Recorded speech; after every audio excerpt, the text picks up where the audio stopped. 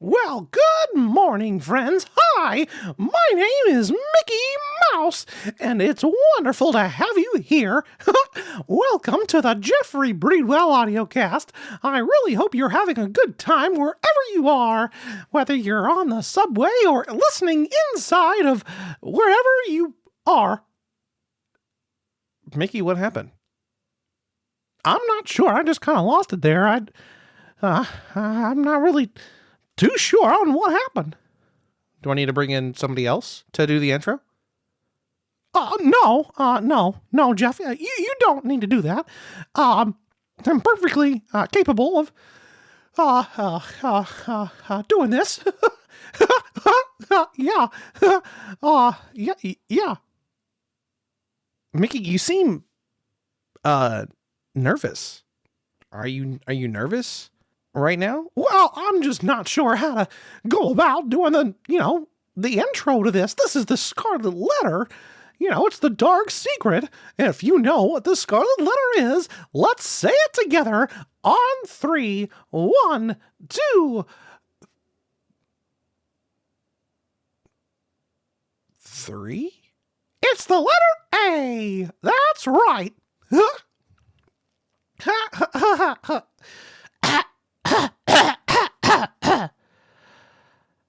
want to try that again? No. No, Jeff. That's all right. Sure. I'm perfectly all right. I'm not sure what I really need. I'm gonna go. Okay. That was weird. Like, yeah, dude, that was totally weird. Like, I'm not too sure what's happening with Mickey or anything, but he certainly wasn't himself. Yeah, really weird. Yeah, that was weird. Why would Mickey Mouse have such a reaction to the Scarlet Letter? Huh. Did he? No. Okay, anyway. Hi. Again, welcome to the Jeffrey Breedwell audiocast. My name is Jeffrey Breedwell. I'm sorry about that earlier. I'm not sure what that was. That was Mickey being really awkward. I've never known Mickey Mouse to be awkward. Have you ever known Mickey Mouse to be awkward or anything? If you have, leave it in the comments below, because I'm not really too sure. But it's wonderful to have you here. Again, we're reading all of the blogs that happen on the Jeffrey Breedwell Substack now. So this you can go and find at jeffreybreedwell.substack.com. That's GEOFFREY.substack.com. You can also go to my website at jeffreybreedwell.com. It's GEOFFREY Breedwell, just like I would breedwell.com for all the latest news, updates, and fun things that happen within the world that I am in. Including the new book that's getting ready to come out. Just put the VHS in the bag, bro. Coming out June 25th, 2026. Make sure you can get your hands on it and sign up for the Substack newsletter so you can get the first little bit of news and updates. And even when pre-orders will drop on the Substack before it goes on my socials. So make sure you get it on there. But now, all of that front matter out of the way. I can't get over why Mickey Mouse would be so awkward. Did he couldn't even count to 3. That's Mickey Mouse, the clubhouse guy, the guy who teaches kids how to do things. What was it? Oh, I think I know. Okay. I think I know, and I know what it was. So, it's about today's episode. And today's episode is the Scarlet Letter's Dark Secret. Who was the black man? Yeah. If you know anything about Disney, not now. Disney now is completely different. Disney then, maybe a little bit, especially if we go back to the older Disney stuff, which you can still find, and there's now loaded letter in front of that where it's just like, please know that this is not a depiction or currently activities of the way Disney operates. Those types of things. So maybe Walt didn't really like that. I don't know. I'm not sure. I'm not saying anything for certain, but if that was a certain reason why of things, I mean, that might give a little lesson of why he might be awkward. Or might be taking a political stance. And a lot of times Disney doesn't like to take a political stance. So with Mickey, he might not want to take a political stance. There might be that. So either way, it's going to be crazy. But I need you to know that this whole thing, the reason why I kind of dove into the Scarlet Letter and whatnot, is I was researching for an upcoming book and the upcoming book series that is happening within Just Put the VHS in the Bag, Bro. And that was all happening. So the Scarlet Letter, one of these books might be based on the Scarlet Letter. I was, reading it for research and I haven't read it since high school. So kind of going through it, and I'll get into the story when we get into the blog about what happened. And we'll get into this rabbit hole of who was the Black Man and why Hawthorne chose to use that word, black, and what was significant about that. This is Black History Month, by the way. Just in case you didn't know and you were stuck in a bubble of whiteness. Or like, I don't see color. That whole type of thing. It is Black History Month. And this goes into Black history a little bit. So it is one of those good things where we kind of dive into it and dive into this rabbit hole. So make sure you stick around and you dive into this rabbit hole. By the way, I do want to bring up this morning's or today's... I do want to bring up today's sponsor. Today's sponsor is brought to you by babies. Babies being drunk little humans since 2075. Yep. Those babies. There we go. Anyway, let's go ahead without any further ado, get into the Scarlet Letter's dark secret. Who was the Black Man? While reading the Scarlet Letter for research, 2 words gave me pause. Black Man. The words Hawthorne chose to describe a devilish figure haunting the forest around the Puritan colony. I have an MDiv, so demonic imagery isn't new to me. Hawthorne could have used any biblical epithets to refer to the devil, but he wrote the book in 1850. Racial tension was nearing its country-dividing precipice. So why did he choose those specific words? The character is mentioned sparingly in the text. When Pearl pesters her mother, Hester, about the Black Man in chapter 16, she retells the story of how the being haunts with a book of iron, where people sign their names in blood, and in exchange, the man puts his mark on their chest. Pearl even asks if the A on Hester's chest is from the Black Man. However, the Black Man isn't the evil person who comes for them. Nor is he the villain of the novel. That role goes to Roger Chillingsworth, Hester's jealous husband, hell-bent on revenge. The Black Man had nothing to do with the events of the novel. So why include him? Why choose that specific term? The racial fear and connotation of the Black Man wouldn't be lost on his readers, primarily white, affluent Americans in a country that was tearing itself apart over slavery. Yet, no objections. His biggest issue with his readers stemmed from the book's introduction, the Custom House. The term was reprinted in every edition, including the centenary edition of the works of Nathaniel Hawthorne, published by The Ohio State University in 1962. There had to be a reason why Black Man was needed to illustrate a devil. To understand why, I had to trace the origins of this imagery. Black didn't always mean evil. Throughout history and into the modern day, the color black has symbolized winter, water, experience, wisdom, and even life and death. For the Puritans, however, it would have only meant one thing: evil. Yet when I searched the Bible for references to the color itself being associated with evil, I found none. So where did the connection come from? In Genesis 1 and 2, the beginning of the universe was black, or Hosek, darkness. Isaiah 45:3 designates the darkness as sacred, as it was the color before creation. Throughout the Old Testament and New Testament, the word darkness was used to describe ignorance, sin, rebellion, judgment, separation from God, and evil itself. It wasn't an indication of skin color. There was no social construct of ethnicity as a color.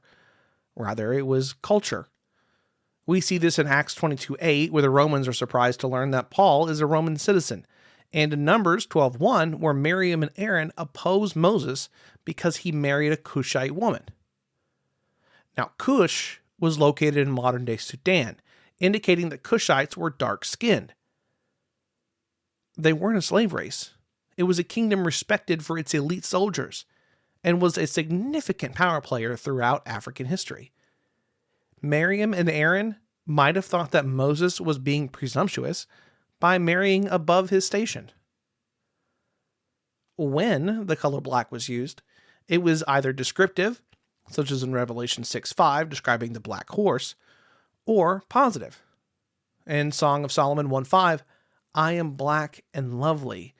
The term black is rooted in the term shachor, literally black, which appears 6 times in the Old Testament and denotes the color. The word black was never used negatively in the Hebrew text or the Koine Greek text. The scriptural evidence was clear. This connection didn't originate in the Bible. Where did the connection start? I moved to the Apocrypha. In the 4th century apocryphal Syrian text, The Cave of Treasures, the authors attempt to establish a genealogical record of figures in Genesis. They drew the line between Ham's line, this to include his son Canaan, and the kingdom of Cush, citing them as, quote, servants of servants. This gave rise to the narrative that if you were black, you were a rightful slave. This tradition continued for centuries. During the early medieval era, radical interpretations spread throughout Eastern Christianity and Islamic literature, reinforcing the racialization of colors to a scale of black is evil and white is good. By the 13th century, it became visual.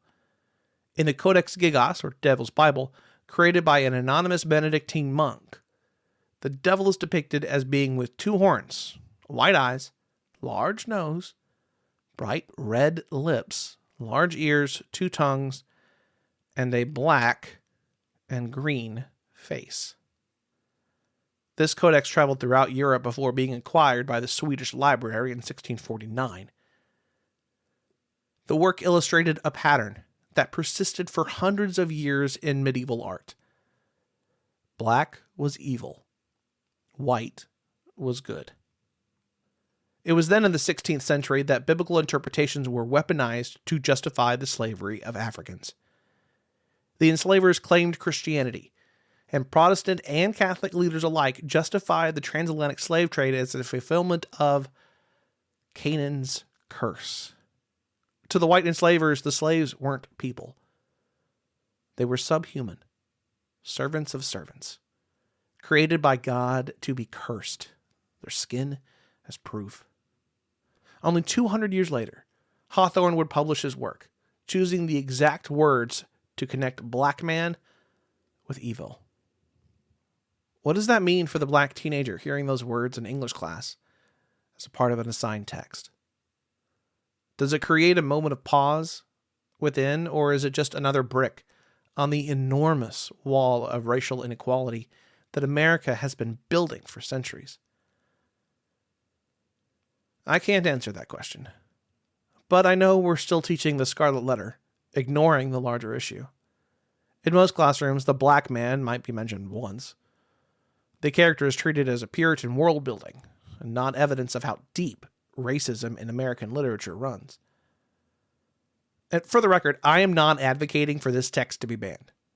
The Scarlet Letter remains essential reading for understanding early colonial America, Puritan theology, American moral anxiety, and shame culture. Teaching it without the context, however, only perpetuates the issue that Hawthorne chose to continue. When we gloss over the black man, we inadvertently signal that subtle racism in literature is still justified, and we're teaching those who are non-black students to ignore it. Hawthorne wrote it in 1850, drawing on centuries of racialized Christian theology and imagery, as well as on oral traditions passed down through his religious community and on research into the Puritans. Whether he understood what harm he would cause, I can't know. The choice to include it mattered. It still matters. The metaphor didn't stay in the Puritan colony, or even in 1850s Boston. We still use it. The Scarlet Letter is only a sampling, but it represents a pattern in how we encode the natural biases of our culture into the artful works we consume today. We observe something similar in the post-9/11 narratives, spy thrillers, and action films in which the villains were Middle Eastern. 1980s, they were Russians to Americans, and Americans to Russia cinema. We can do better.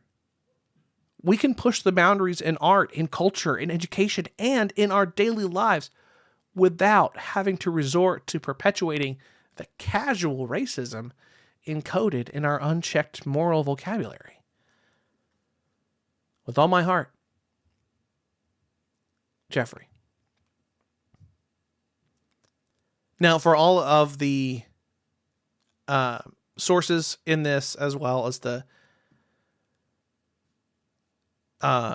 blog itself, do make sure you go to the Substack. I'll make sure I'm going to link it inside of the show notes for you. But that's it. I mean, as far as like coming down to like who is the black man, we know that the black man was supposed to be representing the devil. But to find out, as I was doing this research, to find out that the transatlantic slave trade, which was started by one Portuguese king in order to sell his way on everything, he had to get the church on board. And the church on board is in order to get them on board, they're the ones that went to the book of the Cave of Treasures, the history of the patriarchs and their kings, their successors from the creation and crucifixion of Christ. That's what they used. This was from the vineyard of Noah. That was the story they used.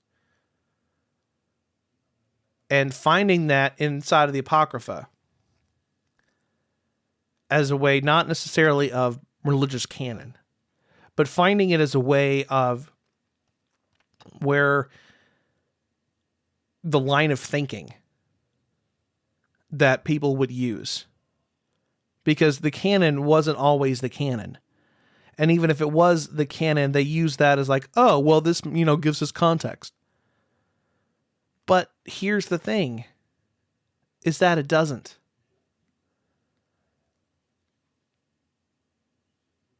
The transatlantic slave trade, we know now that it was wrong, that it was terrible wrong. We most likely knew it then.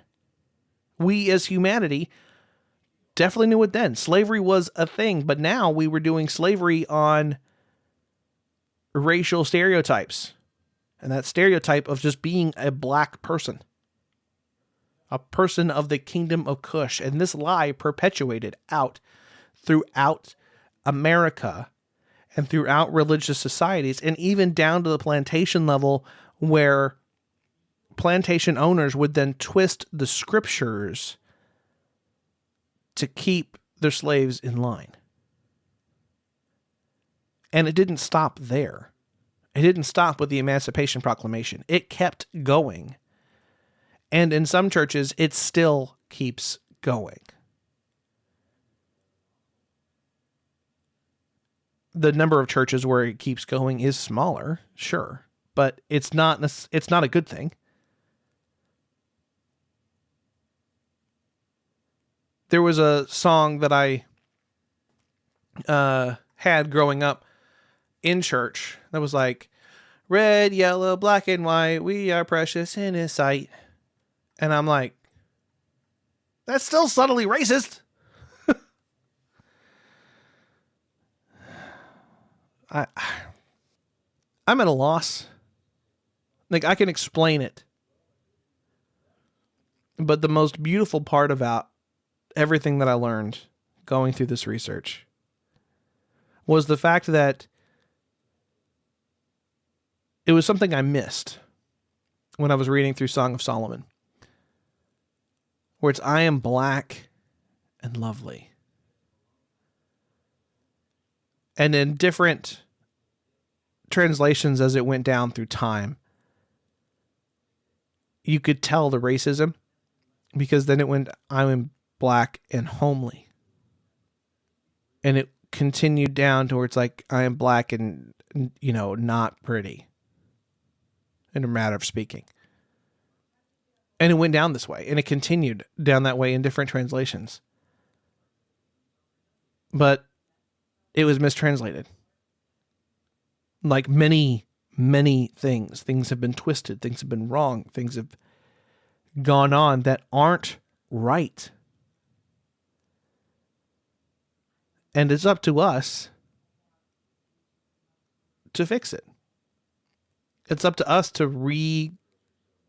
It's up to us to correct the past of what we did, what our forefathers did, and say, no, this is not right.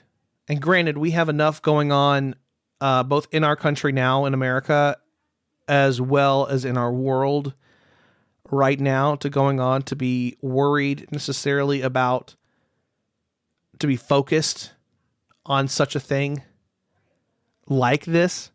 However, it's the moments that come up in conversation. It's the moments that come up in the little bit of the moments that we have as individuals where we notice one little thing or one other little thing, and we are able to correct it.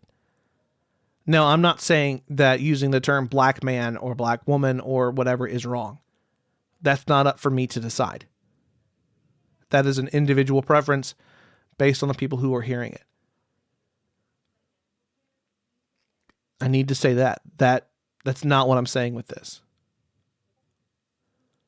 What I am saying is that this research showed me that we need to acknowledge more so the institutionalism that was racist. How deep of a vine, and how that vine spread to depicting something, all because of one king.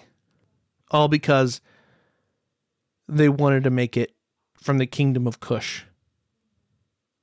Not everybody comes from where the kingdom of Cush was supposed to be. I mean, the entire continent of Africa is a freaking continent. It is a continent. And but it's one of those things that people just assume. And we still assume about Africa, when it is made up of billions of cultures, small and large. Cultures, within countries, within states, within, that are tied either by war or by unity, and are tied in peace.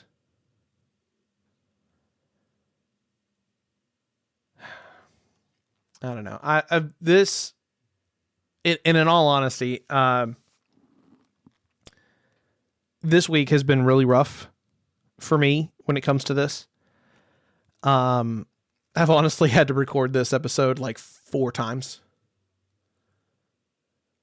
And it's only because I didn't know necessarily how to approach it much more than the way I approached it earlier.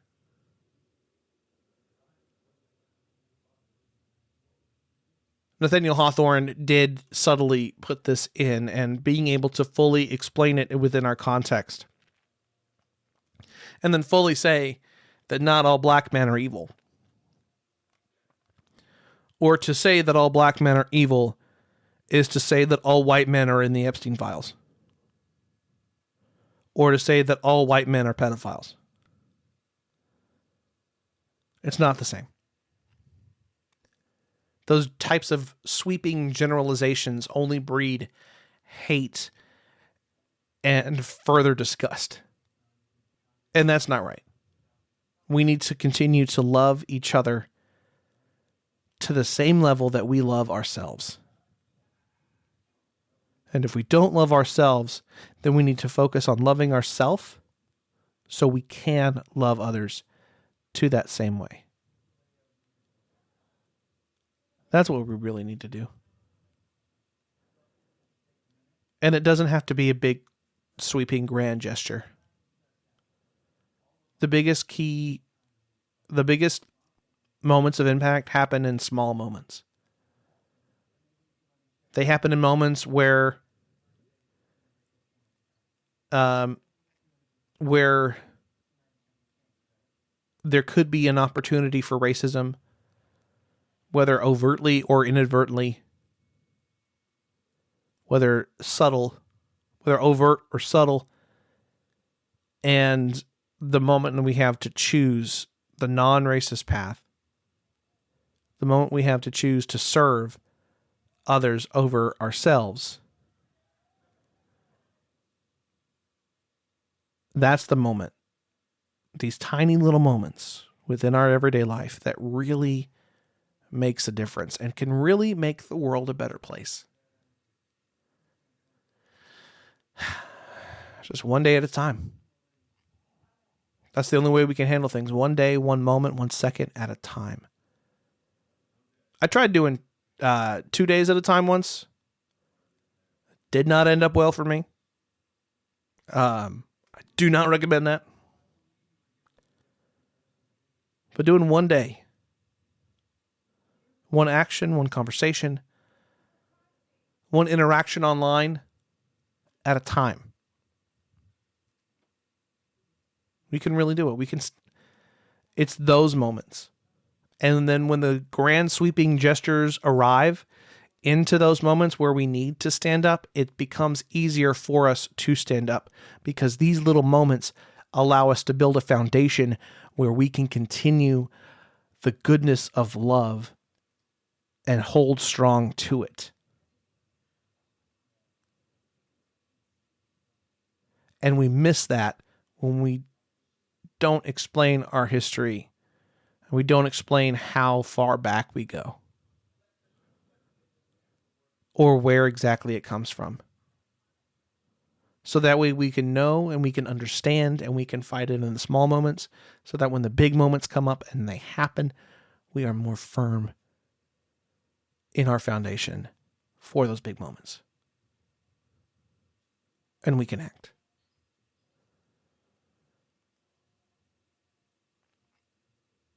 With that all being said, that's the episode. I hope you have a great rest of your week. And I will see you at the same time next week. Next week, speaking of which, we're going to get into yet another blog. It's going to go a little bit out of dating order sequentially.